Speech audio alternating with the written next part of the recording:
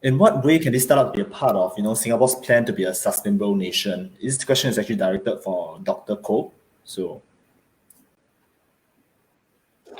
thanks, Norman, and thanks to our audience for asking some questions like this. I think startups are something that many of our young people are excited about because they are actually very innovative kind of jobs that young people like to do because it's about creating new solutions to meet new needs of the market. But startups are also important because they are the drivers for the future economy. Because startups are fast, they're nimble, they provide innovative products and services, so they drive new directions and new developments in the economy. And here, actually, in Tampines, you have an example of how a startup can actually make a difference to our daily lives. I remember reading and also seeing that what you have is the Sustainability at Tampines PAP project. I think there were 12 blocks of HDB blocks that contributed a collection of food waste. And then through the use of soldier flies, creating the larvae that helps to digest the food waste, it then becomes, creates the larva that can be used to feed the tilapia in the park there. So it's kind of like a circular thing where you recycle the waste by feeding it to the larva, by the soldier flies, who then lays more larvae that can be used to feed tilapia. And I think this is something that was born out of a startup that created this kind of recycling loop. And in fact, you see it now being played up in the community. But we are also pushing for innovation in the agri-tech sector. And many of the solutions that are commercially being used now in many of our startups for agri-technology, for urban farming, can actually be scaled down, where it can actually be used in some homes also. You can have hydroponic systems in your balconies, in your homes. And this is where we can then see our people taking on more of these sustainable measures within the houses, within your own homes itself. And I think our proposition is to make Tampines a sustainable town. What in Mewar we call an eco-town. Now, an eco-town is not something you just build, say, green solar panels all over the place. I think that's easy. That can be done. The government can do it. But it's what we can do together. We can do together to live and breathe sustainability. So that when you come to Tampines, you're very aware of the energy you use at home.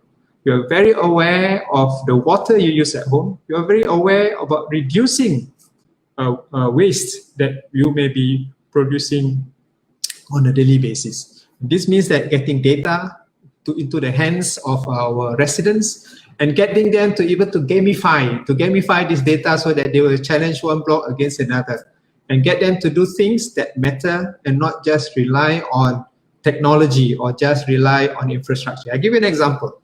I mentioned this in a similar forum with PAP live chat. We want to do, say, 1, 2, 3 challenge for Tampines residents. What is 1, 2, 3? 1, can we all in the block increase our air conditioning temperature by 1 degree? And we will reduce our consumption of electricity within the whole block, right? 2, can we reduce the minutes that we use for shower? I mean, the number of minutes that we use in the shower. If you use 30 minutes before, use 11. You will save a lot of water. And then finally, 3, practice the 3R. Reduce, reuse, and recycle. And doing it properly. So when we recycle, for example, we want to make sure that the food waste, the e-waste are all separated from the recyclable waste. You have the blue bins, don't throw food inside there. Once you throw food inside there, it's quite useless. Even the food waste, as a further example of what we do in OTH, where we digest food from all over Tampines hub, and then we have about a ton of food waste every day, 1 ton of food waste. From that 1 ton of food waste, we have been able to reduce it to 70 kilograms of fertilizer every day. What does that mean? It means a few things. Number 1, we can use it as fertilizer. Number 2, we prevented from transporting this food waste from Tampines to Tuas every day. So the amount of trucking we do for the other kind of waste, we have reduced from 4 to only 1.